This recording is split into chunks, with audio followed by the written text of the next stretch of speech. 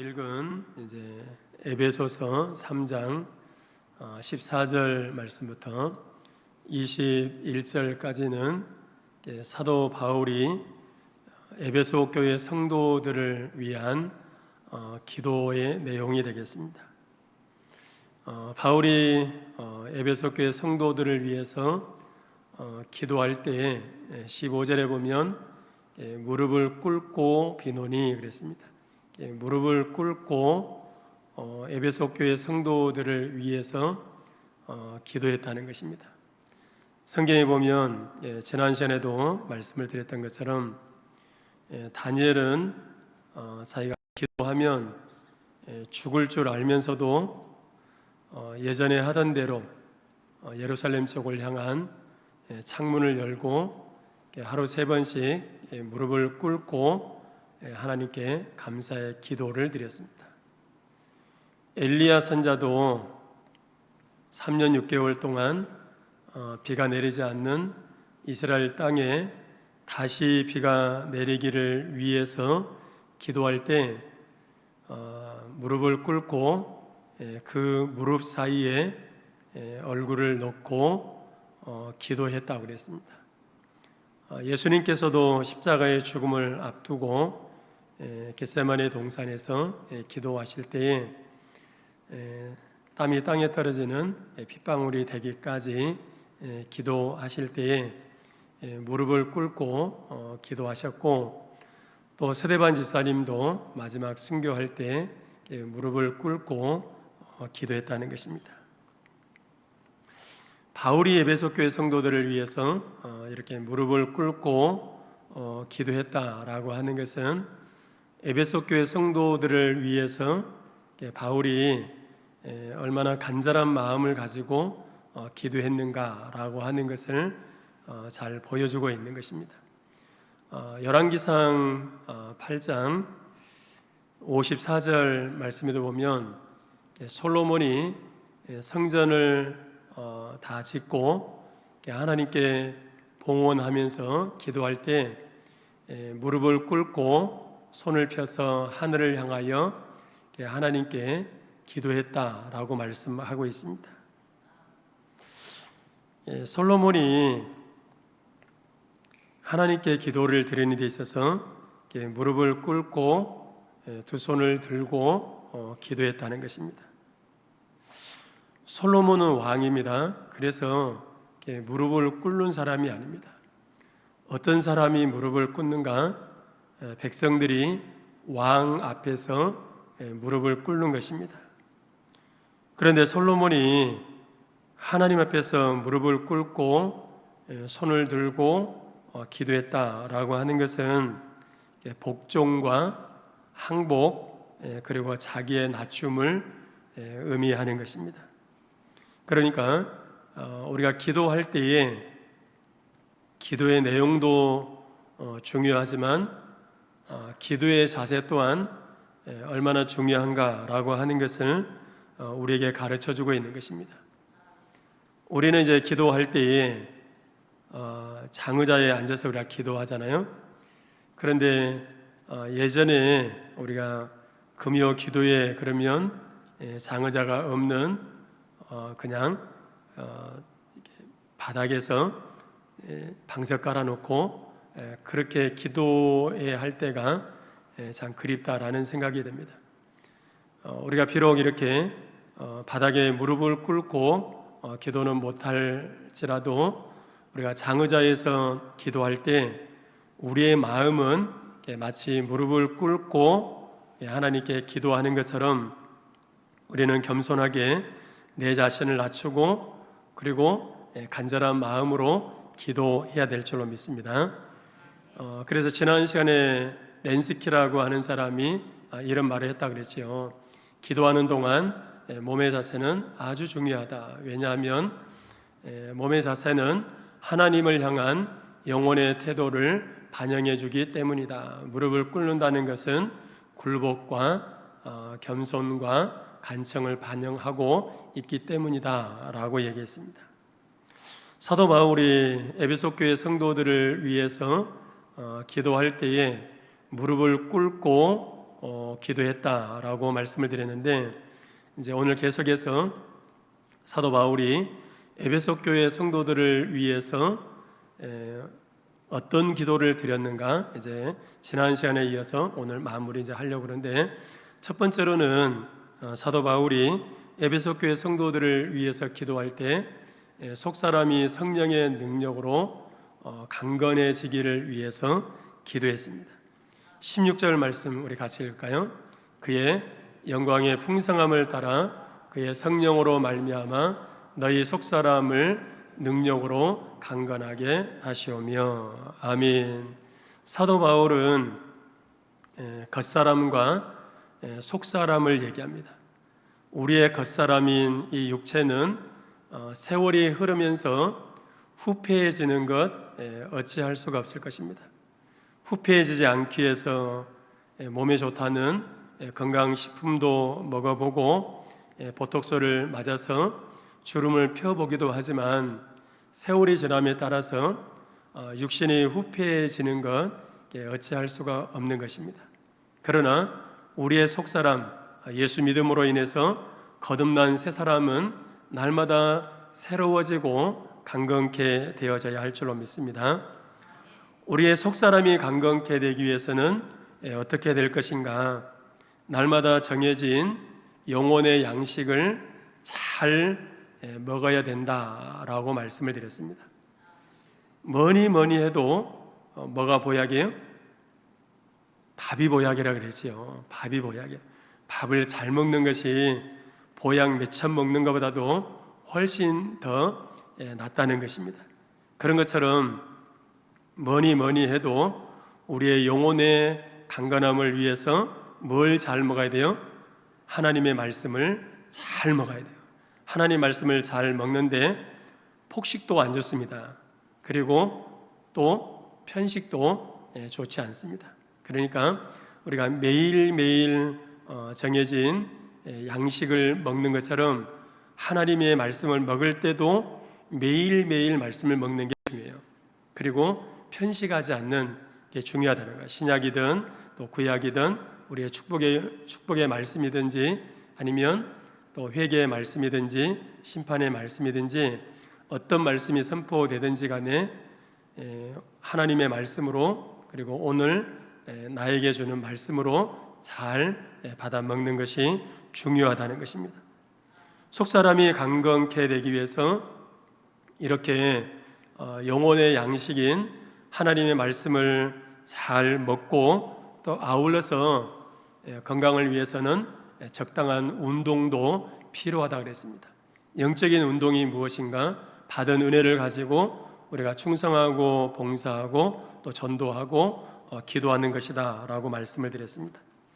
두 번째로 바울은 에베소 교회 성도들을 위해서 기도할 때에 그리스도께서 성도들의 마음에 충만하게 계시기를 위해서 기도했습니다. 예수님이 성도들의 마음에 주인으로, 왕으로 좌정해 계시기를 위해서 기도했다는 것입니다. 여러분, 예수님이 내 인생에 손님으로 와 계시면 아무것도 할 수가 없습니다.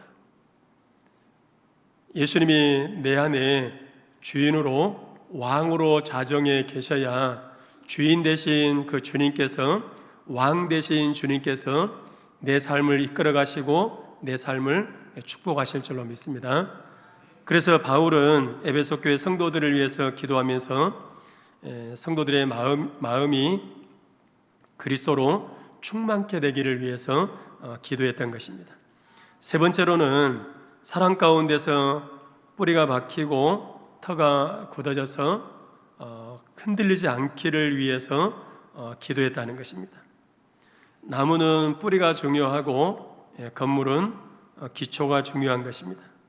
그런 것처럼 우리 그리스도인들은 믿음의 기초가 중요하다는 것입니다. 어떤 믿음을 가지고 있느냐에 따라서 믿음이 흔들릴 수도 있고, 어떤 믿음을 가지고 있느냐에 따라서 믿음이 무너질 수도 있고, 어떤 믿음을 가지고 있느냐에 따라서 주저앉을 수도 있다는 거예요. 그러니까 내 삶 가운데 믿음이 있어야 흔들리지 않는 그런 신앙생활을 할 수 있다는 것입니다. 내가 먼저 주님을 사랑한 것이 아니라 주님이 먼저 우리를 사랑해 주신 줄로 믿으시길 바랍니다. 내가 먼저 주님을 안 것이 아니라 주님이 먼저 우리를 아셨습니다. 내가 먼저 주님을 선택한 것이 아니라 주님이 나를 먼저 선택해 주신 줄로 믿으시길 바랍니다. 내가 믿고 싶어서 믿는 것이 아니라 하나님이 우리에게 믿음을 선물로 주셔서 오늘 내가 예수 믿는 믿음을 갖고 살아가게 된 줄로 믿으시길 바랍니다. 내가 먼저 주님을 부른 것이 아니라 주님이 먼저 나를 불러주셨다라고 하는 것입니다.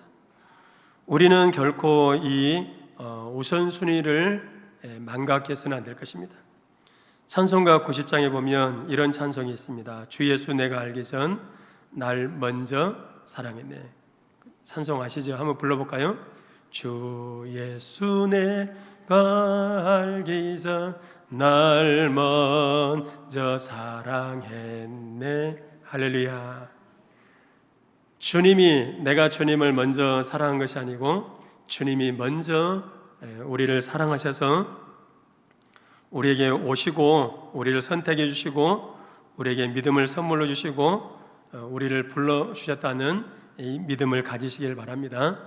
이 믿음 위에 굳게 서서 신앙의 뿌리를 깊이 내리고 터가 굳어져서 흔들리지 않는 그런 신앙생활을 할 수 있게 되기를 주님의 이름으로 축원합니다.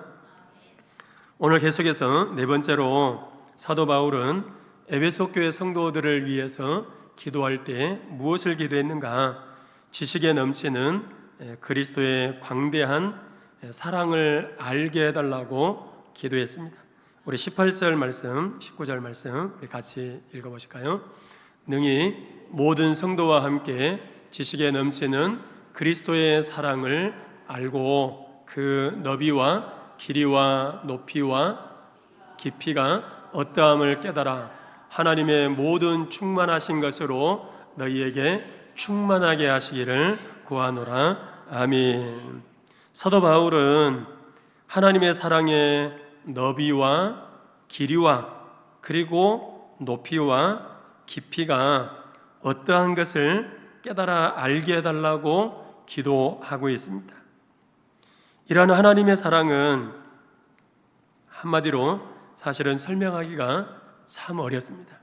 하나님의 그 너비, 하나님의 사랑의 길이, 하나님의 사랑의 높이, 하나님의 사랑의 깊이를 설명한다는 자체가 참 어렵다라고 하는 것입니다. 왜냐하면 하나님의 사랑은 너무나도 넓고 깊고 높기 때문에 우리가 그 하나님의 사랑을 그 무엇으로도 측량할 수 없기 때문에 그렇습니다. 사랑이라는 단어는 헬라어로 네 단어를 사용하는데 에로스라고 하는 단어는 육체적인 사랑, 이성적인 사랑을 얘기하고 필리아는 친구 간의 사랑, 우정을 얘기하고 스톨게는 가족 간의 사랑, 그리고 아가페는 신적인 사랑, 조건 없는 희생적인 하나님의 사랑을 얘기합니다. 여러분, 우리 인간이 우주의 넓이를 그리고 땅의 길이를 그리고 하늘의 높이를 바다의 깊이를 재기 어려운 것입니다. 그런 것처럼 바울은 인간이 하나님의 사랑을 측량할 수 없는데 그 측량할 수 없는 하나님의 사랑을 알게 해달라고 기도하고 있는 거예요. 측량할 수 없는 이해할 수 없는 그 어마어마한 그 사랑을 우리로 하여금 알게 해달라고 기도했던 것입니다. 주석학자인 브룩스라고 하는 사람은 이런 말이 있습니다. 하나님의 사랑의 너비, 길이, 높이, 깊이는 잴 수 없다. 이런 얘기를 하면서 하나님의 사랑은 십자가를 통한 구속 사역을 의미한다 그랬습니다. 그러면서 하나님의 사랑은 뭘로 집약돼요? 십자가. 하나님의 그 놀라운 사랑을 한 단어로 이렇게 집약한다면 십자가로 집약할 수 있다. 그리고 그 하나님의 사랑이 뭐냐? 바로 십자가다라고 얘기를 했다는 것입니다. 존 스토트 목사님도 이런 얘기를 했습니다. 그리스도의 십자가의 사랑은 유대인이나 이방인이나 할 것 없이 모든 인류를 품에 안을 만큼 어떻게 해요? 넓다는 거예요. 유대인, 이방인 할 것 없이 모두를 품에 안을 만큼 하나님의 사랑은 넓고, 그리고 영원히 지속될 만큼 그 하나님의 사랑은 길고, 그리고 가장 타락한 죄인인 나를 변화시킬 만큼 깊고, 또 가장 타락한 죄인인 나를 하늘 보좌에 올릴 만큼 높다, 이런 얘기를 했습니다. 여러분, 하나님의 사랑은 우리가 상상할 수 없는 사랑입니다. 우리가 하나님의 사랑의 너비, 길이, 높이, 깊이를 안다는 것은 마치 이 손 한 뼘을 가지고 우주를 재려고 하는 것과 같다는 거예요. 그러니까 우리 손 한 뼘으로 우주가 얼마나 큰지를 잴 수 있어요, 없어요? 없다는 것입니다. 그런 것처럼 우리는 그 하나님의 사랑의 넓이, 길이, 높이, 깊이를 측량할 수 없다는 것입니다. 이런 재미난 얘기가 있어요. 눈먼 거북이가 한 웅덩이에 살았습니다. 그런데 하루는 바다에 사는 거북이가 여행을 하다가 그만 미끄러져서 그 눈먼 거북이가 살고 있는 웅덩이에 풍덩 빠지고 말았습니다. 웅덩이에 살고 있던 이 눈먼 거북이가 깜짝 놀라가지고 야, 누구야? 그랬더니 나는 바다에 사는 거북인데 여행을 하다가 그만 미끄러져서 웅덩이에 빠졌어. 그러면서 두 거북이가 대화를 하기를 시작합니다. 그러면서 바다에 사는 거북이가 자기가 사는 바다에 대해서 얘기를 했습니다. 그러니까 웅덩이에 살고 있던 이 눈먼 거북이가 절반쯤 헤엄치고 갔다 와서 이렇게 물었습니다. 바다가 이만큼 해? 아니, 그보다 훨씬 커. 그러니까 이 눈먼 거북이가 웅덩이에 끝까지 갔다 오고 이렇게 얘기를 합니다. 바다가 이만큼 해? 아니, 그거보다 훨씬 더 커. 얼마나 크냐면 내가 평생을 헤엄쳐도 그 절반도 못 가. 그리고 내가 사는 바다는 얼마나 깊은지 아무리 끝까지 내려가려고 그래도 끝까지 내려갈 수 없어. 이런 얘기를 했습니다. 그러니까 속이 상한 이 눈먼 거북이가 이렇게 얘기합니다. 이보다도 더 큰 웅덩이가 어디 있다고 그래. 괜히 의시되고 뻐기려고 하는 소리지. 이렇게 얘기했다는 것입니다. 그런데 뭘 얘기하려고 그러느냐?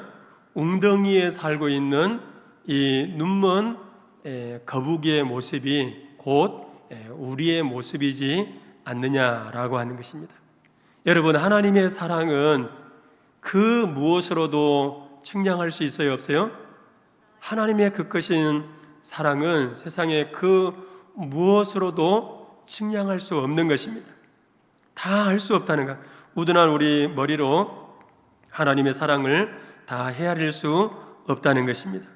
하나님은 눈먼 거북이와 같은 우리 인생들에게 하나님의 사랑이 얼마나 큰 사랑인가, 하나님의 사랑이 어떤 사랑인가를 보여주기 위해서 하신 행동이 있지요. 그것이 뭘까요?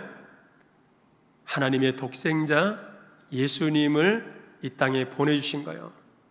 그러니까 하나님이 얼마만큼 우리를 사랑하셨는가라고 하는 것을 알려면 우리를 죄 가운데서 구원하기 위해서 하나님이 어떤 대가를 지불하셨는가라고 하는 것을 보면 하나님이 얼마만큼 우리를 사랑하셨는가라고 하는 것을 알 수 있다는 거예요. 그러니까 우리를 죄 가운데서 구원하기 위해서 하나님이 가장 사랑하는 하나님의 독생자 예수님을 십자가에 죽는데 내어 주었다는 거예요. 그런 하나님의 사랑의 넓이, 길이, 또 높이, 깊이를 우리는 측량할 수 없다는 것입니다. 광대하신 하나님의 사랑의 너비는 하늘과 땅과 우주와 그 안에 있는 모든 것을 품을 수 있는 사랑인 줄로 믿습니다.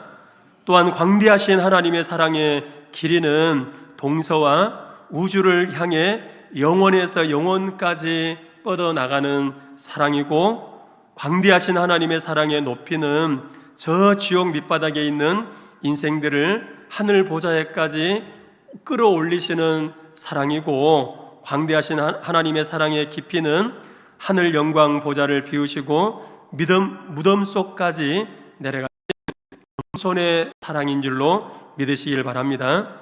사도 바울은 에베소 교회 성도들을 위해서 기도하면서 이러한 인간의 지식으로 능히 헤아릴 수 없는 그 광대하신 하나님의 사랑을 깨달아 알게 해달라고 기도했던 것입니다. 마지막으로 사도 바울은 에베소 교회 성도들을 위해서 기도할 때 더 넘치도록 해달라고 기도하고 있습니다. 우리 19절 하반절부터 20절까지 같이 한번 읽으실까요? 하나님의 모든 충만하신 것으로 너희에게 충만하게 하시기를 구하노라. 우리 가운데서 역사하시는 능력대로 우리가 구하거나 생각하는 모든 것에 더 넘치도록 능히 하실 이에게. 아멘. 우리 하나님은 어떤 하나님이신가? 모든 좋은 것을 넘치게 하시는 분이십니다. 하나님은 우리가 인생을 살아가면서 모자라서 그것 때문에 쩔쩔매고 살아가는 것을 하나님은 원하지 않습니다.